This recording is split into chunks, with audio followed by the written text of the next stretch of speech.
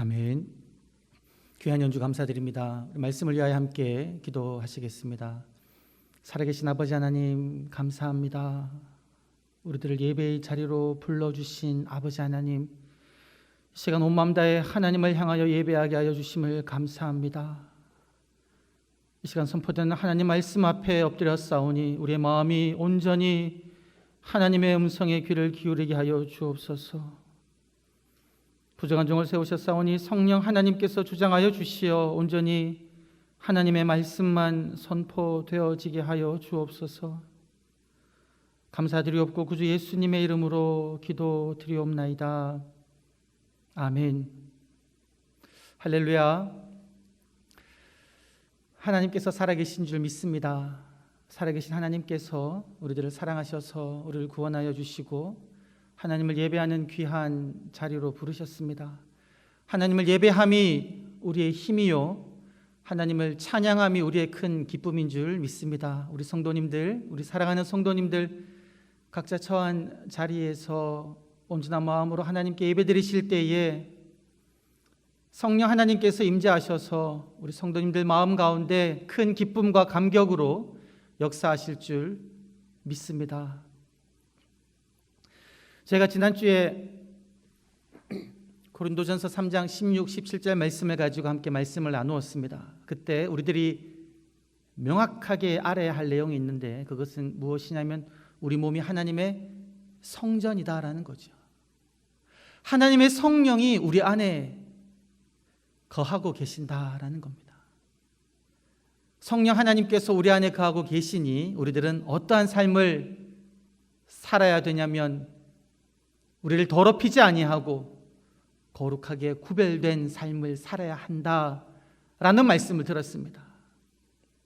우리 안에 거하시는 성령 하나님의 그 음성에 날마다 귀를 기울이며 그 가르침에 순종하는 삶을 살아야 한다라는 말씀을 나누었습니다.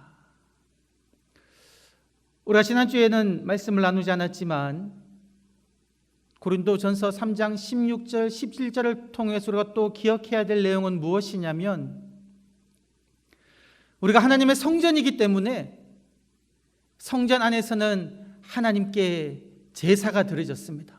예배가 드려졌습니다. 그래서 우리들은 이 성전된 우리의 몸으로 하나님께 예배 드리는 삶을 살아야 한다라는 사실입니다.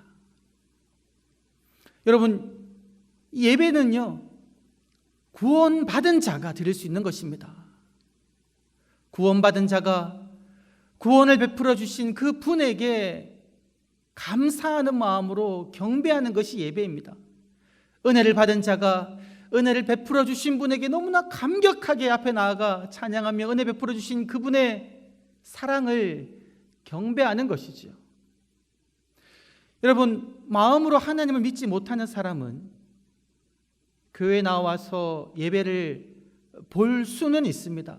예배에 참석할 수는 있습니다. 순서에 따라서 찬양도 할 수 있고요, 말씀을 들을 수도 있습니다. 그 자리에 앉아서 예배를 볼 수 있습니다. 그런데 여러분, 그거는 예배를 관람하는 것이죠. 우리들은 예배를 보고 관람하고 그냥 그 예배 장소에 참석하는 것이 아니라 날 구원해 주신 하나님, 내게 은혜 베풀어 주신 그 하나님께 온 마음 다해 나의 삶을 드리는 것이어야 된다는 것이죠. 경배함으로 드리는 것입니다. 여러분, 구약에서도 이방인들은 하나님 예배드리는 그 제사 자리에 참석할 수조차 없었습니다. 구약 시대에는. 누가 참석할 수 있었습니까? 출애굽 경험을 해서 애굽을 나와서 신의 산에 가서 그곳에서 임재하시는 하나님과 언약을 맺고 하나님의 백성된 사람들이 하나님께 온전히 드릴 수 있었던 것이 예배이다라는 겁니다. 그러니 여러분, 우리가 이 시간 하나님께 예배를 드린다는 것은 어디에서 출발한 것입니까? 우리가 내 입으로 예수를 주로 시인하고 나의 삶으로 순종의 삶을 살아드리니 우리들은 하나님께 예배를 드릴 수 있다는 겁니다. 엄청난 큰 축복인 줄 믿습니다. 오늘 읽은 말씀 로마서 12장 1절에도 그렇게 이야기하죠. 그러므로 형제들아 내가 하나님의 모든 자비하심으로 너희를 권하노니 너희 몸을 하나님이 기뻐하시는 거룩한 산 제물로 드리라. 이것이 너희가 드릴 영적 예배다. 무엇을 명령하고 있습니까? 우리 이 몸을 제물로 하나님께 드리라는 거죠. 이것이 우리가 드려야 하는 영적 예배이다라는 겁니다. 여러분, 이것이 어떻게 가능하게 되었습니까? 앞에서 말씀을 드렸지만 이 로마서 12장도 그러므로라고 시작하고 있습니다. 이 12장 1절 2절의 명령이 가능하게 된 것은 무엇이냐면 로마서 1장부터 12장까지 선포된 그 내용에 대한 결과이다라는 겁니다.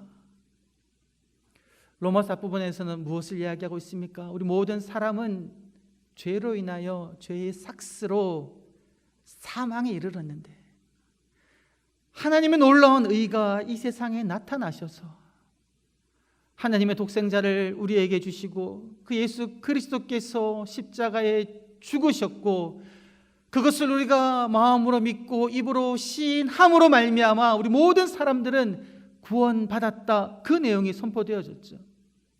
그리하여 우리는 하나님의 자녀가 되었는데 이것은 우리를 향하신 그 하나님의 사랑은 그 세상 그 어떤 것으로도 끊을 수 없다. 이러한 말씀이 앞부분에 쫙 나오고 있습니다. 이러한 내용을 우리가 마음으로 믿고 입으로 시인하여 구원받은 존재가 되었기에 로마서 12장 1절에서는 이 사도 바울이 하나님의 말씀을 받아서 우리들에게 권면하고 있는 것이죠. 그러므로 형제들아 내가 하나님의 자비하심으로 너희를 권하노니 너희 몸을 하나님이 기뻐하시는 거룩한 산 제물로 드리라. 이것이 너희가 드릴 영적 예배다. 우리가 이제 예배를 드릴 수 있는 사람이 되었다라는 겁니다. 우리는 예배를 드려야 한다라는 것이죠. 할렐루야. 여러분, 그런데 우리가 이제 어떠한 예배를 드려야겠습니까? 오늘 말씀을 보게 되면 우리가 드려야 하는 그 예배는 어떠한 예배이냐면 말씀을 보니까 몇 가지 단어들을 뽑아볼 수가 있는데요. 우리가 드리는 이 예배는 하나님께서 기뻐하시는 예배여야 합니다. 그리고 거룩한 예배여야 한다라는 것입니다. 그리고 우리가 드리는 예배는 살아있는 예배가 되어야 된다는 것이죠. 그리고 마지막 우리가 드리는 예배는 어떤 예배입니까? 영적인 예배이다라는 것입니다. 여러분, 우리가 드리는 이 예배는 사람이 기뻐하는 예배를 드리는 것이 아닙니다. 하나님이 기뻐하시는 예배를 드려야 된다는 것이고요. 하나님이 싫어하시는 예배가 되어서는 안 되고요. 거룩하지 않고 더러워진 예배가 되어서도 안 되고 살아있는 예배가 아니라 죽은 예배가 되어서도 안 된다라는 것이죠. 너무나 중요한 말씀입니다. 우리가 오늘도 지금 이 아침에 모여서 각자의 처소에서 예배를 드리고 있는데 지금 우리가 드리는 이 예배가 하나님께서 기뻐 받으시는 예배가 되어야 하고 거룩하게 구별된 예배가 되어야 하며 살아있는 영적인 예배가 되어야 한다라는 것이죠. 여기서 여러분 우리가 한 가지 이제 궁금한 점이 있는데요. 그러면 여러분 우리가 하나님이 기뻐하시고 거룩하고 살아있는 예배를 드려야 하는데 이 어떻게 하면 이런 예배를 드릴 수가 있습니까? 그리고 어떤 예배가 하나님이 기뻐하시는 예배이며 거룩한 예배이며 살아있는 예배일 수가 있겠습니까? 예수님께서 사역을 하실 때에 그 바리새인들 서기관들에게 많은 꾸지람을 하셨습니다. 왜냐하면 그들은 하나님의 율법을 지키면서 예루살렘 성전에서 예배를 드렸지만 그들의 삶을 통해 볼 때는 그들은 하나님의 율법을 지켜서 안식일도 지켜가지고 아무 일도 하지 않고 손도 깨끗하게 씻고 지키는 걸 다 지켰지만 그들이 드리는 그 예배는 하나님이 기뻐하시는 예배가 아니었습니다. 거룩하게 구별된 예배가 아니었습니다. 살아있는 예배가 아니었습니다. 예수님의 그 많은 말씀을 통해서 우리들은 그러한 것들을 알 수 있다는 것이죠. 그래서 우리들은 살펴보아야 합니다. 내가 매일 새벽 예배, 매주일 예배를 드리지만 나이가 드는 이 예배가 정말 하나님이 기뻐하시는 예배인지, 거룩하게 구별된 예배인지, 살아있는 예배인지 우리가 생각해 보아야 된다는 것이죠. 제가 이제 이 말씀을 준비하면서 깜짝 놀란 사실이 있었습니다. 여러분, 로마서 12장 1절 2절 말씀 우리 성도님들 중에 아마 모르시는 분들은 없을 것 같아요. 그리고 제가 수요일 날에도 기초교리반 하면서 이 구절 가지고 이제 예배에 관해서 말씀드릴 때도 말씀을 드렸고요. 너무나 잘 아는 말씀입니다. 많은 분들이 암송하실 겁니다. 그래서 제가 이제 말씀을 준비하면서 그 헬라어 원문을 이제 보면서 어떠한 생각을 했냐면요. 제가 이제 잘 아는 말씀이니까 그 뭐 헬라어 원문도 뭐 그렇게 별다른 것이 없겠다라고 생각하고 이제 살펴보는데 깜짝 놀란 겁니다. 제가 평소에 생각했던 그 의미보다 더 풍성한 의미가 이 말씀 가운데 있었다라는 것이죠. 단어들을 쭉 살펴보는데 그 중에 제가 한 가지 여러분들과 나누고 싶은 단어가 오늘 이 본문에서 두 단어가 있는데요. 그 첫 번째는 뭐냐면 영적이다라는 것입니다. 이것은 너희가 드릴 영적 예배다. 이 영적 예배다라고 할 때 우리가 보통 어떻게 이제 일반적으로 생각을 하고 해석을 하냐면 이렇게 이제 살펴봅니다. 우리 몸을 하나님께 이제 제물로 드리라고 이야기했는데 실제로 이 제물은 무엇입니까? 구약에 따르면 이 제물은 양과 소를 바쳐서 피를 흘려 죽여서 다 태워서 드리는 거지 않습니까? 그런데 우리 몸을 하나님께 제물로 드리라고 하는데 우리 이 몸을 제물로 태워 바칠 수는 없지 않습니까? 그래서 우리가 드려야 하는 영적인 예배, 그건 뭐냐면 하나님 기쁘시게 거룩하게 살아있는 우리의 삶으로 드리는 예배가 바로 영적인 예배이다. 이렇게 이제 우리가 해석을 합니다. 이렇게 우리들은 이해할 수가 있습니다. 첫 번째 해석은 바른 해석이라고 볼 수 있습니다. 근데 두 번째, 일반적으로 이렇게 해석하지는 않습니다. 하지만 잘못 해석하는 경향이 어떤 경향이 있냐면요, 영적인 예배라고 했을 때에 이 영적이라는 단어에만 그냥 집중하는 겁니다. 1절 전체와 2절과 문맥을 살피지 않고 영적이라는 단어만 주목해서 어떻게 생각하냐면 우리가 예배할 때 어떤 막 초월적 경험, 무아지경에 빠지는 것, 이런 영적인 체험에 초점을 두고 그런 예배를 사모하는 분들이 있을 수 있다라는 것이죠. 제가 고등학교 때인 걸로 기억을 하는데요, 지금은 이단으로 판명났고 구속까지 되었습니다. 우리 만민중앙교회 이초석 목사, 이재롱 목사죠. 이제 그 목사가 이제 쓴 책을 제가 그때 읽었는데요. 솔직히 말씀드리면 그때 제가 너무 큰 감동을 받은 거예요. 와, 놀랍다. 고등학교 때인데요. 왜 그러냐면 그분이 그 책에서 기도를 열심히 하면서 하나님께 받은 여러 가지 체험들을 이야기하는 겁니다. 자세하게 기억은 안 나지만 막 되게 감동을 받았던 것 같아요. 그리고 그 책 마지막 부록 끝자락에 뭐가 있었냐면 이분이 같이 기도하는 모임이 있는데 그 무리 가운데 기도하면서 요한복음 2장 가나 혼인잔치 그 본문을 가지고 하나님 이 뜻을 가르쳐 주십시오라고 막 기도하면서 하나님의 음성을 직통으로 받아서 직접 하나님의 말씀처럼 적어놓은 그 계시가 있었다는 겁니다. 있었거든요. 그래서 제가 그걸 이제 쭉 읽어보니까 하나님이 제가 이제 신앙생활하면서 평소 생각했던 그런 내용과는 약간 색다른 그런 내용을 쫙 적어놨더라고요. 저도 그때 전통적인 교회에서 훈련받고 저희 아버지가 목사님이고 그런 훈련을 받았음에도 불구하고 그런데 약간 와, 대단하다 이런 느낌을 받았다는 겁니다. 그분이 계속 강조한 것이 무엇이었냐면 그런데 영적인 체험들, 그리고 병치유 은사 이런 걸 하니까 사람들이 글로 막 몰려가는 겁니다.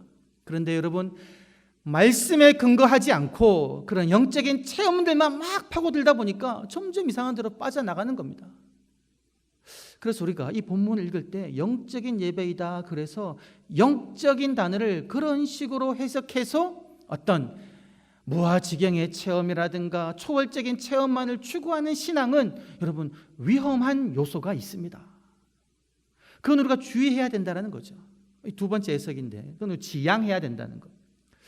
세 번째는 뭐냐면 여러분, 오늘 제가 이제 그 원어를 살펴보면서 그 단어를 찾아보니까 보통 우리가 성경에서 성령이라고 말씀하시고 영이라고 이야기할 때 쓰는 일반적인 단어가 있습니다. 아마 여러분들도 많이 들어보셔서 이 단어 아실 것 같아요. 푸뉴마라는 단어죠. 영, 성령. 성령은 거룩한 영으로서 하기온 푸뉴마, 거룩한 영인데요. 이 단어가 사용된 게 아니고요. 다른 단어가 사용되었는데 그 단어는 성경에서 딱 두 번만 사용되었고, 신약에서. 근데 그 단어의 의미가 무엇이냐면 이런 뜻이 있습니다. 사려 깊은, 그리고 합리적인. 연세대학교 그 신학부 교수인 김학칠 교수님이 이 단어를 이야기하면서 이렇게 이야기하시더라고요. 헬라인들에게 이 단어를 말하면서 몸, 신체의 어느 부위를 해당하는 단어이냐 물어보면 어디를 가리키냐면 여러분, 여기를 가리킨다는 겁니다. 그래서 여기서 사용된 영적이라는 것은 무엇이냐면 사려 깊고 합리적이고 지성적인 예배, 이런 의미를 가지고 있다는 거죠. 그래서 세번역 성경을 보게 되면 이거를 합당한 예배다라고 번역을 하고 있습니다. 우리가 드려야 할 예배는 어떤 예배이냐면 합당한 예배다라는 거죠. 이 합당한 예배는 어떠한 예배이냐? 우리가 생각해야 된다는 겁니다. 무엇이 하나님께서 기뻐하시는 예배인지, 무엇이 거룩한 예배인지, 무엇이 산 예배인지를 우리가 지성적으로 생각해 보아야 된다는 것이죠. 여러분, 이와 비슷한 단어가 오늘 본문 2절에 또 있는데요. 그거는 뭐냐면 마음이라는 단어입니다. 너희는 이 세대를 본받지 말고 오직 마음을 새롭게 함으로 변화를 받아 라고 이야기할 때 우리가 이 마음이라는 단어를 우리가 생각하면 어디를, 저도 지금 이 손으로 저의 마음을 지금 이렇게 위치하고 있지 않습니까? 우리 이 마음을 새롭게 해야 된다라고 생각하는데, 이 마음이란 단어도 헬라에서 일반적으로 마음을 지칭하는 그 단어가 아니라 다른 단어인데요. 그 단어도 어디를 가리키고 있냐면 동일하게 여기를 가리키고 있다는 겁니다. 정신 혹은 생각이라는 뜻을 가진 그러한 단어입니다. 그러니까 우리의 정신이, 우리의 생각이 이 세상을 본받지 말고 우리의 이 정신과 마음이, 우리의 정신과 생각이 새롭게 되어 변화를 받아야 된다는 거죠. 그러니까 형태가 바뀐다는 겁니다. 여러분, 우리 인류는 타락을 해서 우리 이 지성은 잘못 사용되면 어떻게 될 수 있습니까? 하나님이 뜻이 아닌 다른 방향으로 사용될 수가 있습니다. 그래서 오늘 말씀에서 우리 지성이, 우리 마음이, 우리 정신이 세상을 본받지 말아야 된다는 거죠. 타락한 세상을 본받는 것이 아니라 변화, 즉 거듭남, 새롭게 됨으로 하나님의 기뻐하시고 선하시고 그 온전하신 뜻에 이게 맞춰져야 된다는 겁니다. 이렇게 우리의 생각을 바꾸어 생각해 보라는 겁니다. 여러분, 새가족들이 교회를 찾을 때에 어떤 교회를 찾냐면요, 여러분, 일반적으로 요즘 세상에서는 상가교회를 찾지 않습니다. 그 상가교회의 예배가 성령 하나님이 임재해서 변화가 일어나고 정말 감격이 있는 그런 거 보지 않아요. 어떤 생각을 하냐면, 그래도 교회 건물이 있고 우리 자녀들을 잘 양육할 수 있게 교육 시스템이 잘 갖춰져 있는 그런 교회를 찾는 거죠. 교인 수가 많고 헌금이 많이 나오고 이런 교회를 내 생각에 맞게 찾는 겁니다. 그런 경향이 어떤 경향입니까? 이 세대를 본받는 경향이다라는 거죠. 근데 우리 생각이 바꿔야 된다는 겁니다. 예수님께서는 어떻게 말씀하셨습니까? 회당에서 예배 드릴 때에 사람들이 들어오면서 다 이제 그 헌금을 내지요. 부자들도 와서 헌금을 냈을 것입니다. 일반적인 세상의 생각, 사고는 어떠한 생각입니까? 회당에 헌금을 많이 하는 사람이 우러러 보는 거죠. 높이 보는 겁니다. 하나님을 향한 신심이 있구나라고까지 생각할 수 있을 겁니다. 그것이 세상의 사고인데 예수님께서는 무엇이라고 말씀하셨습니까? 과부가 2렙돈을 넣을 때에 예수님께서 그것을 보시고 칭찬하시면서 너는 너의 전부를 넣었다라고 말씀하셨죠. 그것이 무엇입니까? 새롭게 된 우리가 갖추어야 할, 우리가 맞추어야 할 그 하나님의 생각이다라는 것이죠. 이런 식으로 우리들은 늘 하나님의 말씀을 보면서 생각해야 되는 겁니다. 무엇이 하나님께서 선하다고 여기시는 생각일까?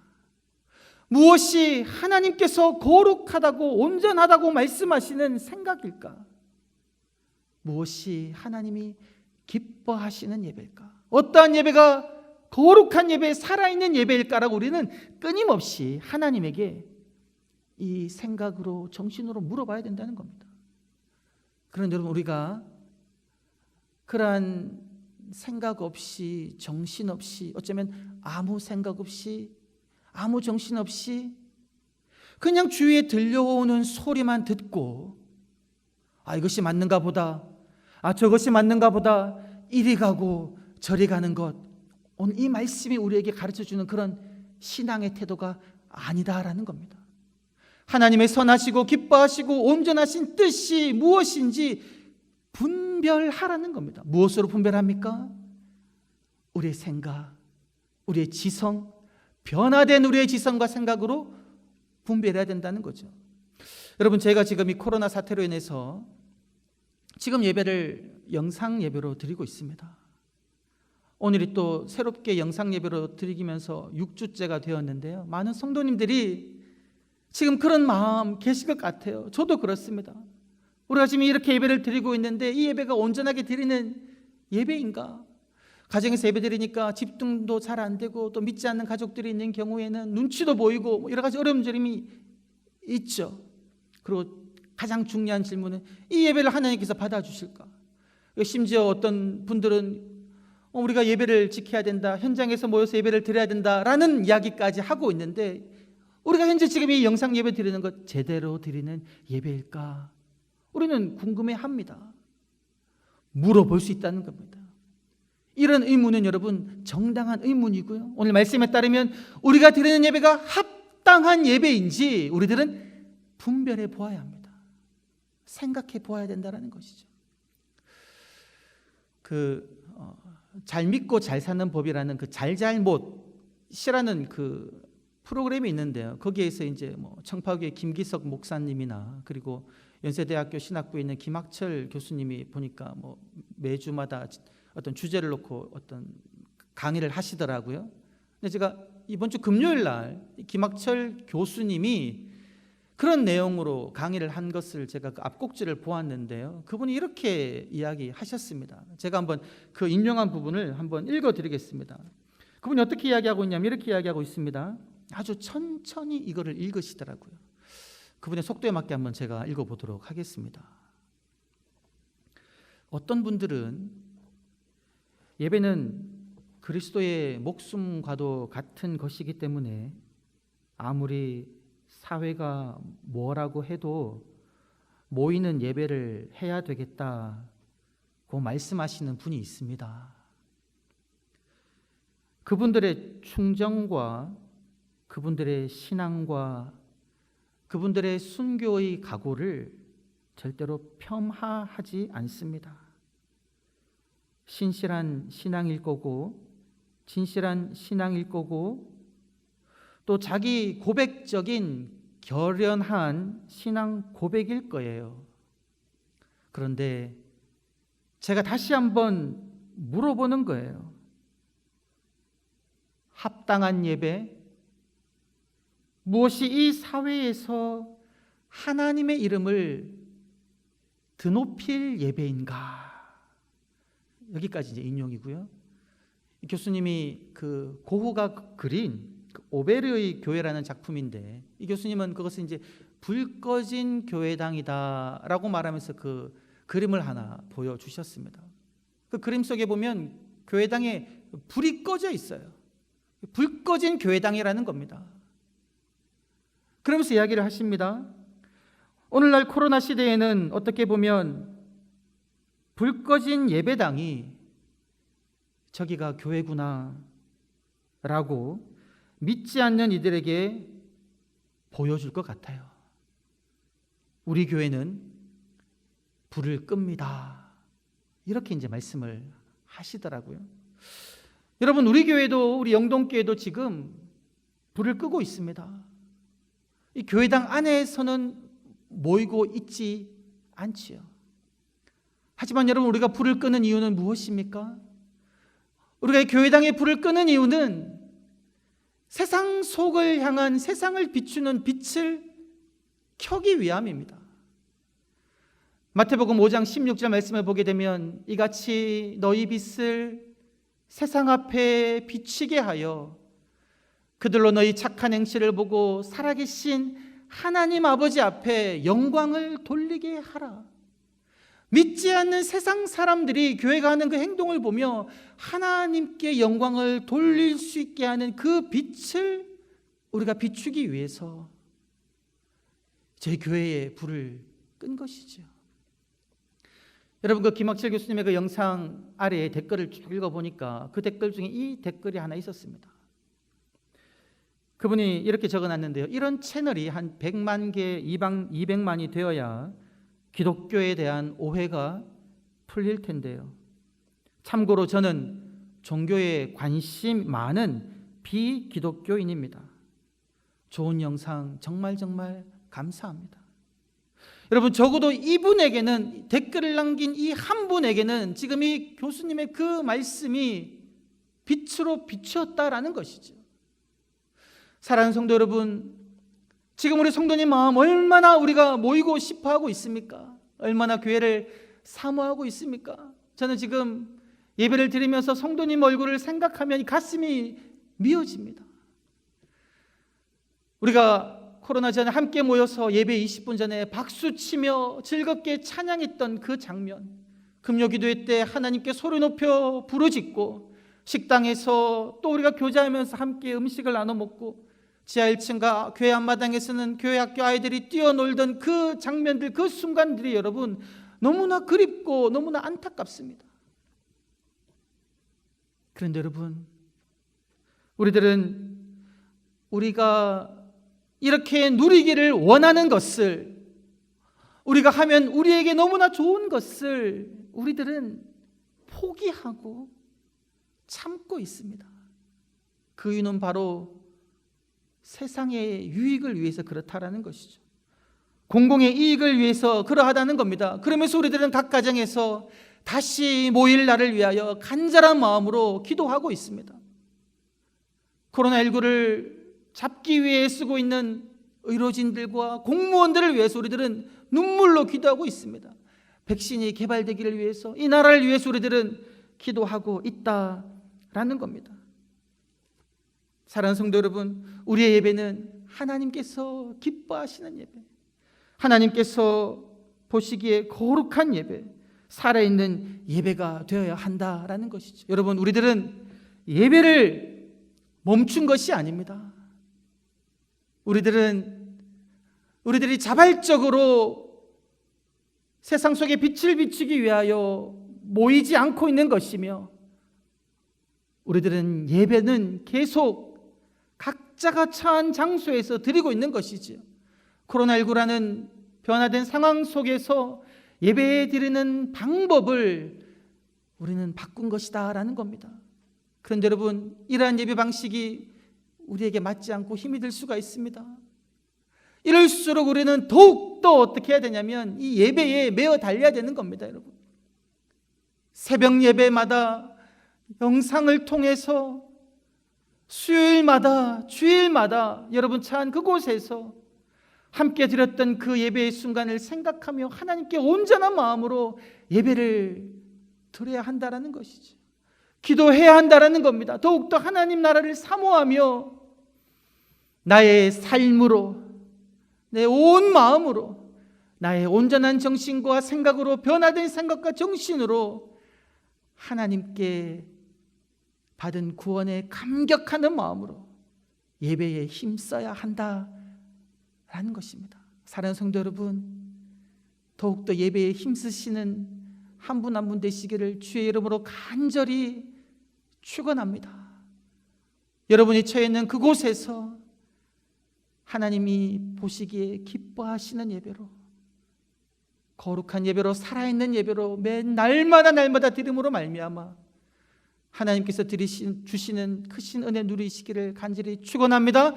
우리가 다시 만나서 이곳에서 함께 예배드리는 그 순간까지 더욱더 예배에 힘쓰시는 믿음의 진보가 있으시는 저와 여러분 되시기를 주의 이름으로 간절히 축원합니다. 살아계신 아버지 하나님, 온 마음 다해 하나님을 예배합니다. 나의 모든 생각을 다해 하나님을 예배합니다. 무엇이 하나님께서 기뻐하시는 예배인지, 무엇이 거룩한 예배인지, 살아있는 예배인지 분별하게 하여 주시오. 나의 삶, 나의 일상 속에서 매 순간순간마다 온 마음 다해 하나님을 찬양하며 예배하는 저희가 되게 하여 주옵소서. 다시 만나 하나님 허락하신 이 공간에서 찬양하며 기도하며 예배하는 그 순간이 속히 오게 하여 주시고, 이러한 코로나19로 인하여서 고통받고 있는 수많은 사람들의 삶의 정황도 하나님 긍휼히 여겨 주시옵소서. 감사드렸고 구주 예수님의 이름으로 기도드리옵나이다. 아멘.